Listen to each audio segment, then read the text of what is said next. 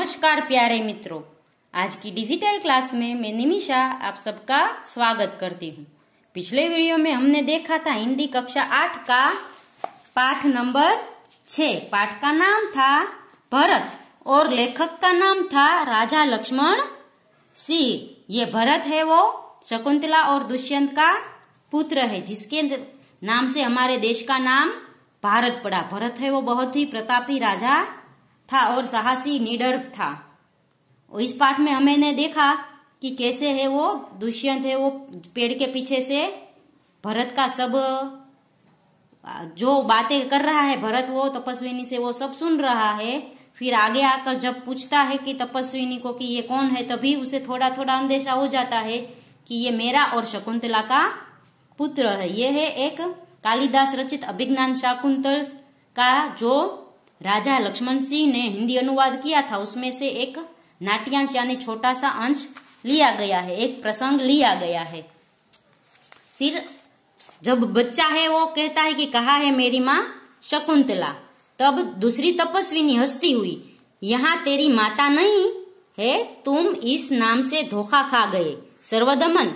मैंने तो कहा था मिट्टी के मोर को देखो। कि शकुंतलावण्य बोला, पर मैंने ये शकुंतला का नाम नहीं बोला, मैंने तो सिर्फ देखा, बोला कि इस मिट्टी के मोर की सुंदरता तुम देखो। दुष्यंत स्वयं से, इसकी माँ मेरी ही प्यारी शकुंतला है या इस नाम की कोई दूसरी स्त्री है। यह वृत्तांत मुझे ऐसे व्याकुल करता है जैसे मृग तृष्णा प्यासे हिरण को व्याकुल करती है। दुष्यंत मन ही मन बोलता है कि इसकी माँ है जो शकुंतला है वो शायद मेरी ही पत्नी शकुंतला होगी या कोई दूसरी होगी, इसलिए मुझे है वो व्याकुलता महसूस हो रही, मुझे अंदर से है वो अच्छा नहीं लगता। जैसे है यह मृग तृष्णा, यानी जब हम गर्मी के दिनों में जब है वो दूर के रास्ते पर देखते हैं तो दूर के रास्ते पे हमें पानी दिखता है, पर हम वहां पहुंचते हैं तो वहां पानी नहीं होता, वहां सिर्फ छलावा होता है पानी का। जैसे हिरण है वो दूर से देखता है रास्ते पर पानी दिखता है पर पानी नहीं होता, वैसे ही इसे मृग तृष्णा कहते हैं कि मुझे जो ऐसा लगता है कि ये मेरा पुत्र है और शायद नहीं हुआ तो इसलिए वो आकुल व्याकुल हो उठा है। बालक खुश होकर, मुझे यह मोर बहुत अच्छा लगता है, खिलौना ले लेता है। बालक है उसे को मोर है वो बहुत प्रिय था ये मिट्टी का, इसलिए वो है खिलौना लेकर खेलने लगता है। पहली तपस्विनी घबराकर, ओह बालक की बाह से रक्षाबंधन कहा गया। फिर उसकी बाह में एक धागा बंधा था जो रक्षाबंधन था, उसकी रक्षा करता था, वो धागा कहीं गिर गया था, तो वो कहती है कि ये धागा कहाँ गिरा।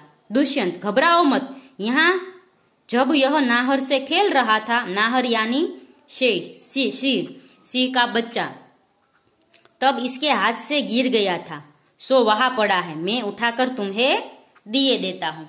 वो कहता है जब सिंह के बच्चे के साथ ये खेल रहा था तब रक्षाबंधन वहां नीचे गिर गया है, मैं उठा के देता हूँ। उठाने के लिए झुकता है पहली तपस्विनी, अरे अरे मत उठाओ, इसे मत छूना। तपस्विनी कहती है अरे अरे इसे मत उठाओ, इसे मत छूना, रक्षाबंधन को छुओगे तो तुम भस्म हो जाओगे। दूसरी तपस्विनी, ओह इसने तो उठा ही लिया। दोनों एक दूसरे को आश्चर्य से देखती हैं।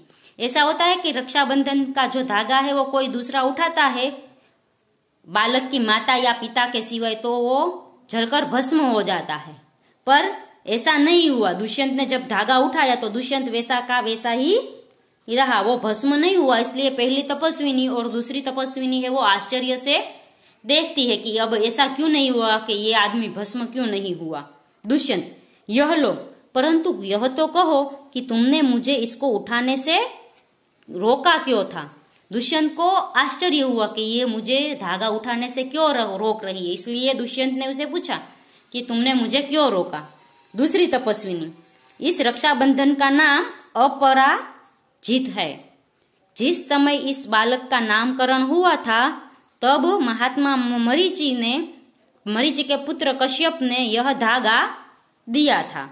दूसरी तपस्विनी है बोलती है कि यह तो रक्षाबंधन अपराजित है, इस धागे को जब इसका नामकरण हुआ था तब कश्यप ऋषि ने इसे बांधा था। इसका एक गुण था है कि कभी यह धरती पर गिर पड़े तो इस बालक के माता पिता को छोड़कर इसे कोई दूसरा न उठा सके। लेकिन इस धागे की ऐसी विशेषता है कि ये अगर जमीन पर पड़े तो कोई बालक के माता पिता के सिवाय कोई इसे छू ना सके। दुष्यंत, और जो कोई उठा ले तो क्या हो? दुष्यंत के मन में एक प्रश्न हुआ कि यदि कोई इस धागे को उठा ले तो क्या होगा। पहली तपस्विनी, तो यह तुरंत सांप बनकर उसे डसता है। तो वो पहली तपस्विनी कहती है कि ये तुरंत है वो उस सांप बनकर उसे डस लेता है, ये धागा है वो, और जो इसको डसता है वो मर जाता है। दुष्यंत, तुमने कभी ऐसा होते देखा है?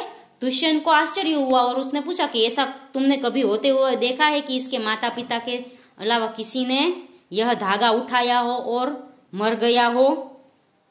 तो पहली तपस्विनी कहती है, अनेक बार, कि मैंने कई बार ऐसा देखा है कि कोई और व्यक्ति ये धागा उठाता है और ये धागा सांप बनकर उसे डस लेता है।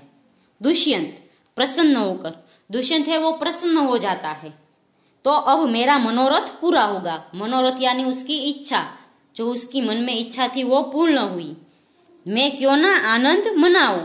बालक को गोद में ले लेता है।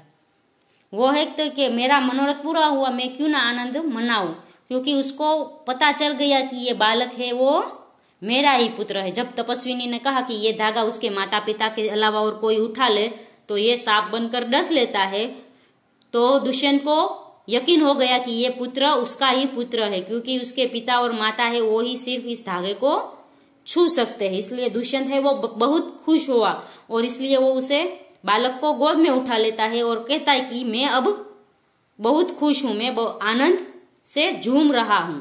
और फिर है वो पर्दा गिरता है। पर्दा गिरता है यानी नाटक पूर्ण होता है।